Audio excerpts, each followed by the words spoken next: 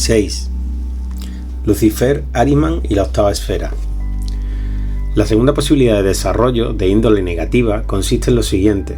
Si el hombre deja escapar la oportunidad de espiritualizar su pensar y ponerlo al servicio de Micael desde su libertad individual, tarde o temprano, las potencias adversarias rebasarán los límites que les han sido impuestos y penetrarán en el espacio central, en el ámbito del corazón, que con el tiempo se someterán por completo.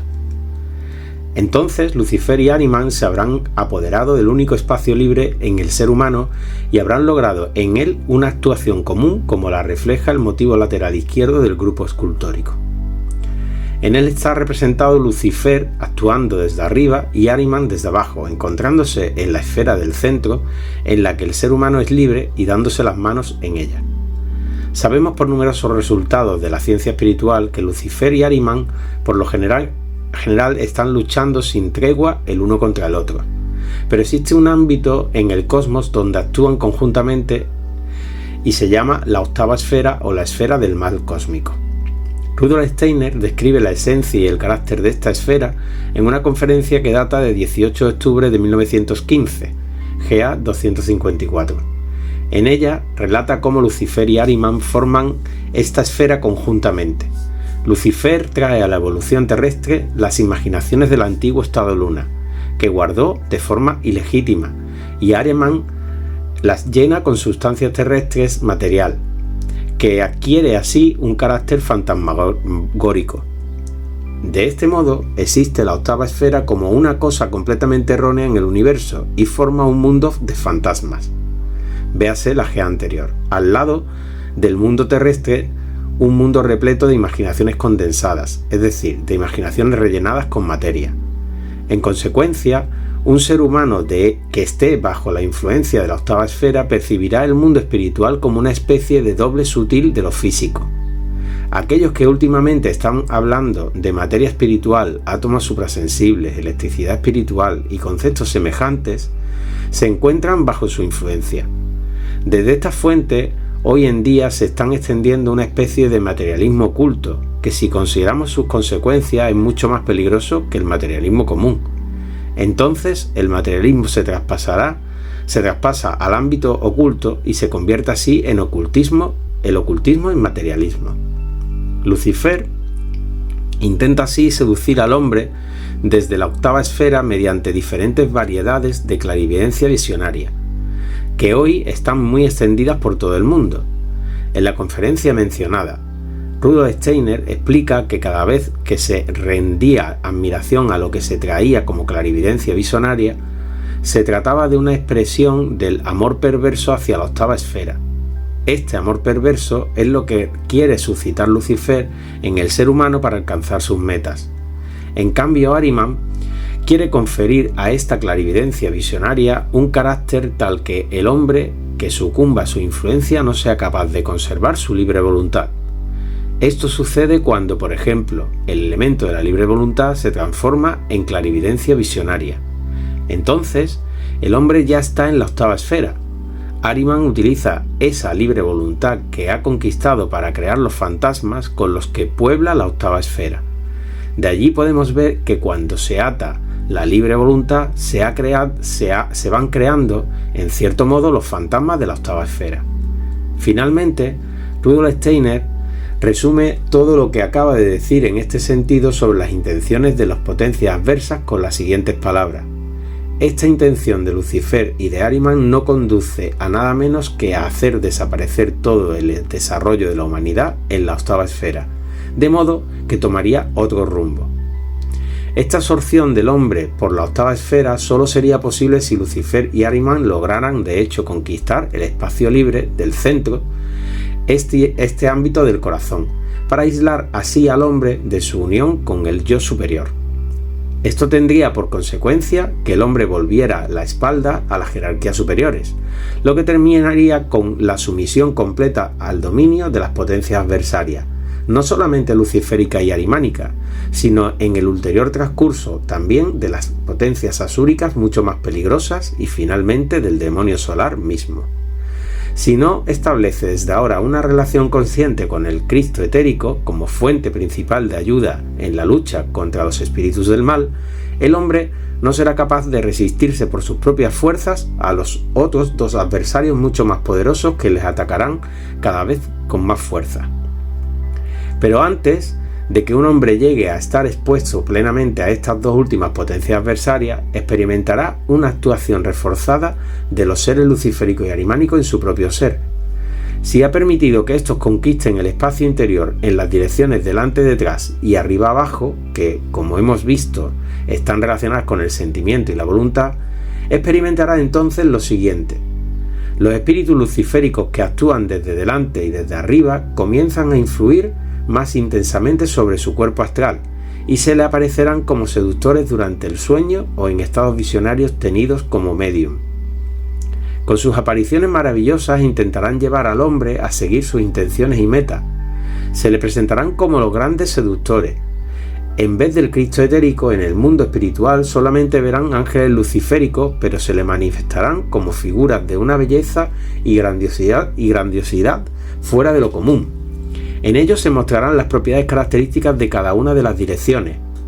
La dirección desde delante hace que los ángeles se aparezcan al hombre en una especie de ensueño clarividente o soñar despierto, y la dirección desde arriba hace posible que se le manifiesten en forma de seres indescriptiblemente hermosos que tendrán por enviados del cielo y a los que seguirá lleno de admiración y fanatismo sin límites. Un hombre de este tipo estará lleno al máximo de amor perverso a la octava esfera que hemos mencionado. En cambio, los espíritus arimánicos, una vez conquistado el espacio interior de un hombre, reforzarán su influencia sobre el cuerpo etérico y para ello utilizarán preferentemente las otras dos direcciones, desde detrás y desde abajo. La primera dirección hace posible que su influencia permanezca consciente y la inconsciente. La segunda permite actuar directamente sobre su voluntad y convertirlo en un poseso de ellos. Como consecuencia, un hombre en esta situación perderá paso a paso su libertad individual, puesto que todos los frutos de su libre voluntad serán absorbidos cada vez más por la octava esfera, y él mismo se convertirá en un animal pensante. Nos encontramos así con dos tipos de hombres demonizados. Unos están seducidos por los espíritus luciféricos que creen ser ellos el Cristo, ángeles u otros seres buenos del mundo espiritual, por lo que les siguen sin resistirse, y los otros están poseídos por espíritus arimánicos que actúan en su voluntad y dirigen así sus actos, sin que sean capaces de rendir cuenta de los verdaderos motivos de ésta. En realidad, cualquier observador imparcial podrá constatar que hoy en día ya estamos rodeados por ambas categorías de hombres demonizados que suponen una presa deseada para los espíritus asúricos y el demonio solar.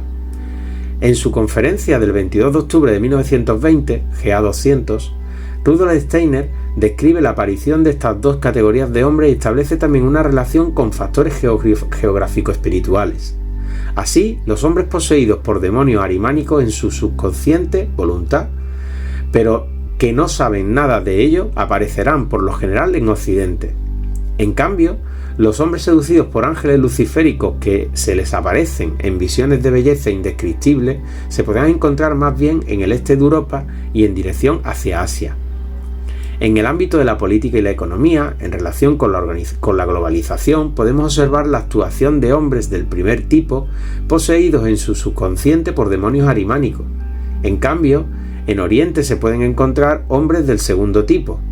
Este doble actuar de las fuerzas opositoras también subyace en el actual conflicto entre Occidente y Oriente, que amenaza con degenerar en la Tercera Guerra Mundial.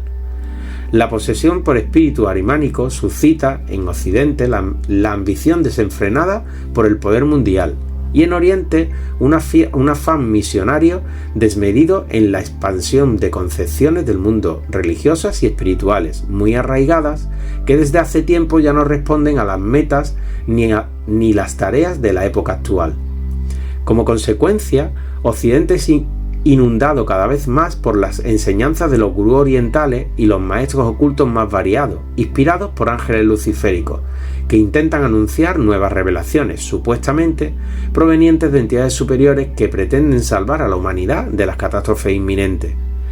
Sobre todo encontramos ejemplos de este tipo de influencia de espíritu luciférico en los diferentes movimientos de la nueva era, así como en muchas prácticas de comunicación con el mundo espiritual a través de mediums que están extendidas hoy por todo el mundo.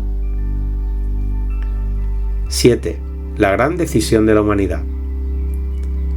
De este modo, la humanidad entera se enfrenta hoy a una alternativa excepcionalmente seria. Una de las posibilidades consiste en decidirse por la ciencia espiritual moderna para alcanzar con su ayuda un equilibrio entre la fuerza luciférica y arimánica en el propio ser y elevarse luego a la vivencia del Cristo etérico con la ayuda de la clarividencia intelectual. La otra posibilidad conduce hacia el desarrollo opuesto, una sumisión interior completa a las potencias luciférica y arimánica que permitirá a los espíritus asúricos y asorat entrar en el alma humana, abriéndoles así el acceso a la civilización terrestre. Como hemos visto, el ayudante más importante en el primer camino que conduce al Cristo etérico es Micael, el espíritu de nuestro tiempo. Es en su época, que terminará dentro de aproximadamente 200 años a partir de ahora, cuando la humanidad debe elegir entre estas dos direcciones. La misión actual de Micael en este momento decisivo del desarrollo mundial consiste precisamente en ayudar a los hombres a elegir correctamente y llevar así el impulso de Micael hacia la victoria en la civilización actual. Esta es la única vía para que la aparición del Cristo en el cuerpo etérico no pase desapercibida para los hombres, sino que pueda convertirse en un bien para toda la humanidad. Anteriormente veíamos cómo en nuestra época Micael está luchando con los demonios arimánicos para preparar el camino del Cristo etérico hacia la humanidad. En esta lucha, Micael necesita ayudantes humanos, es decir, hombres que conozcan los misterios modernos de Micael a través de lo que transmite la antroposofía y quieran ser combatientes en su ejército terrenal. Pero para poder entrar en él tienen que elegir primero y crear incansablemente en su corazón una imagen microcósmica de aquella otra sublime lucha macrocósmica de Micael en los mundos suprasensibles por el acercamiento del Cristo etérico. Si en esta lucha un hombre se coloca libremente al lado de Micael, después de haber tomado la decisión de espiritualizar la inteligencia cósmica en su alma, transformará el cuadrado en un cubo y creará así un nuevo espacio interior para el presente y para la actuación del Cristo Micael en su alma. Es en nuestra época cuando los corazones han de convertirse en ayudantes de Micael en la conquista de la inteligencia que ha caído del cielo a la tierra. GA 240 de 20 de julio de 1924. Porque si no, se la apropiarán las potencias luciférico-arimánicas para someter a toda la civilización terrestre. Más que cualquier otra lucha, esta lucha está puesta en el corazón humano. Todas las catástrofes, guerras y crisis que tienen lugar hoy en el mundo en última instancia solo son una expresión exterior de las luchas interiores del ser humano, cuyo campo de batalla es su corazón.